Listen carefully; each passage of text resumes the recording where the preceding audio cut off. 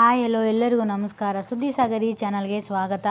Bhargavi LLB ಇಂದಿನ ಸಂಚಿಕೆಯಲ್ಲಿ ಏನಾಗ್ತಿದೆ ಅಂತ ನೋಡ್ಕೊಂಡು ಬರೋಣ ಬನ್ನಿ. ಅದಕ್ಕೆ ಮೊದಲು ಯಾರೆಲ್ಲ ನನ್ನ ಚಾನಲ್ಗೆ ಸಬ್ಸ್ಕ್ರೈಬ್ ಮಾಡಿಲ್ವೋ ಈ ಕೂಡಲೇ ಸಬ್ಸ್ಕ್ರೈಬ್ ಮಾಡ್ಕೊಳ್ಳಿ.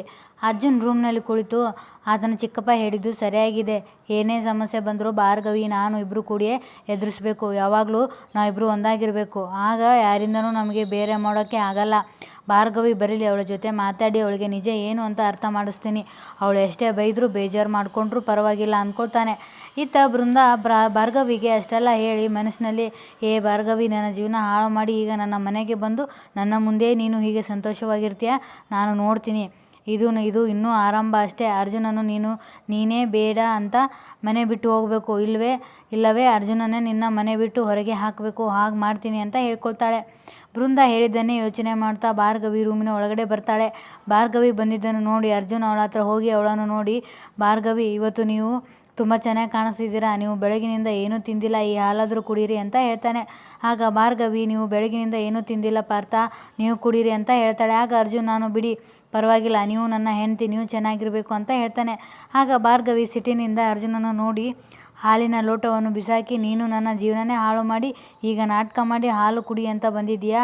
ಎಲ್ಲ ವಿಷಯಗಳನ್ನು ನಾನು 1000 ಸಲ ಯೋಚನೆ ಮಾಡಿ ನಿರ್ಧಾರ ತಗೋತಿದ್ದೆ. ಆದರೆ ನಾನು ನಿನ್ನ ಬಣ್ಣದ ಮಾತುಗಳನ್ನು ಹೇಗೆ ನಂಬಿದೆ. ನಾನು ಸುಲಭವಾಗಿ ಮೋಸ ಹೋಗ್ಬಿಟ್ಟೆ. ಪಾಪ ಸಂಧ್ಯಾ ನಿನ್ನನ್ನು ಬಾಯಿ ತುಂಬ ಅಣ್ಣ ಅಂತ ಕರೀತಿದ್ಲು. ನಿನ್ನನ್ನು ಅದೆಷ್ಟು ನಂಬಿದ್ಲು ಅವಳು. ಅವಳಿಗೆ ಮೋಸ ಮಾಡಿಬಿಟ್ರಲ್ಲ. ಅವಳೇ ಸಾವಿನಿಂದ ಅರ್ಧ ಸತ್ತು ಹೋಗಿರೋ ನನ್ನನ್ನು ಪೂರ್ತಿಯಾಗಿ ಸಾಯಿಸಬೇಕು ಅಂತ ನನ್ನ ಅಪ್ಪ ಅಮ್ಮನಿಂದ ದೂರ ಮಾಡಿ ಇಲ್ಲಿಗೆ ಕರ್ಕೊಂಡು ಬಂದಿಯಾ.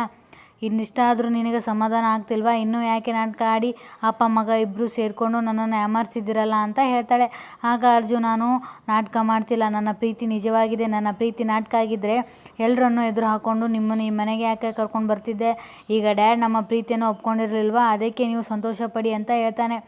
ಇತ್ತ ಹೊರಗಡೆ ಅರ್ಜುನನ ಚಿತ್ರಕ್ಕೆ ಬಂದು ಬೃಂದಾಗೆ, ನೀನು ಮೋಸ ಮಾಡಿ ಈ ಮನೆ ಸೇರಿಕೊಂಡಿದ್ದಲ್ಲದೆ ನಿನ್ನ ತಂಗಿಯನ್ನು ನಾಟಕ ಮಾಡಿ ಈ ಮನೆಗೆ ಕರ್ಕೊಂಡು ಬಂದಿದ್ದೀಯಲ್ಲ. ಈ ಶ್ರೀಮಂತರ ಮನೆ ಹುಡುಗರನ್ನು ಬುಟ್ಟಿಗೆ ಹಾಕ್ಕೊಂಡು ಅವರ ಮನೆ ಬಂದು ಐಷಾರಾಮಿ ಜೀವನ ನಡೆಸೋದೇ ನಿಮ್ಮ ಉದ್ದೇಶ. ಸ್ವಲ್ಪ ದಿನದಲ್ಲಿ ನಿನ್ನ ತಂಗಿಯನ್ನು ಒದ್ದು ಮನೆಯಿಂದ ಓಡಿಸ್ತೀವಿ, ನೋಡ್ತಾ ಇರು ಅಂತ ಹೇಳ್ತಾಳೆ. ಆಗ ಬೃಂದ, ಇದರಲ್ಲಿ ನನ್ನ ತಪ್ಪಿಲ್ಲ. ನಾನು ಮನೆಗೋಸ್ಕರ ಮಾವನಿಗೋಸ್ಕರ ಸಂಧ್ಯಾ ಕೇಸ್ಗೋಸ್ಕರ ಎಷ್ಟು ಕಷ್ಟಪಟ್ಟಿದ್ದೀನಿ. ನೀವು ಈ ಮನೆಯಲ್ಲಿ ಒಣ ಮೇಕಪ್ ಹಾಕ್ಕೊಂಡು ಚೆನ್ನಾಗಿ ತಿಂದು ಈ ಮನೆ ಭಾರವಾಗಿರುವ ನಿಮ್ಮಿಂದ ನಾನು ನಿಯತ್ತಿನ ಪಾಠ ಕೇಳಿಸ್ಕೊಳ್ಬೇಕಾಗಿಲ್ಲ ಅಂತ ಹೇಳ್ತಾಳೆ.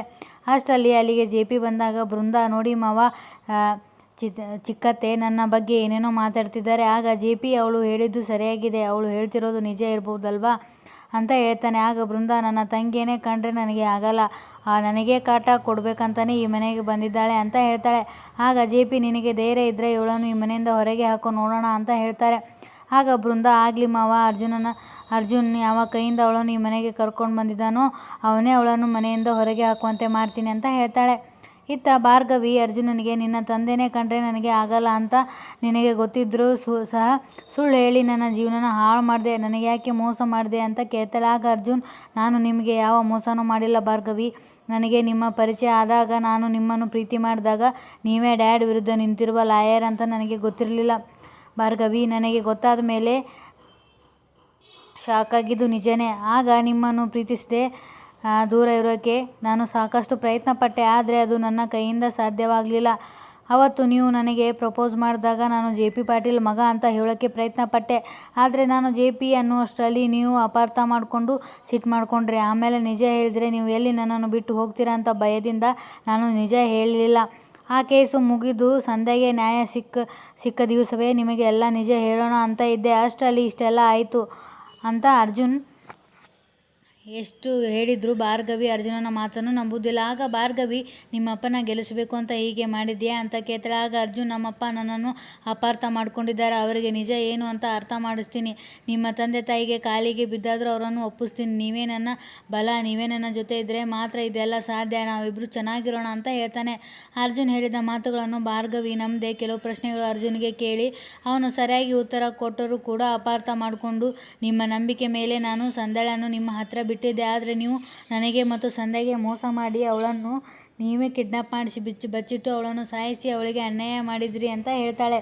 ಇಲ್ಲಿಗೆ ಸಂಚಿಕೆ ಮುಕ್ತಾಯ ಆಗ್ತದೆ. ಈ ಸಂಚಿಕೆ ನಿಮಗೆ ಇಷ್ಟ ಆದರೆ ದಯವಿಟ್ಟು ಒಂದು ಲೈಕ್ ಕೊಡಿ. ಧನ್ಯವಾದಗಳು.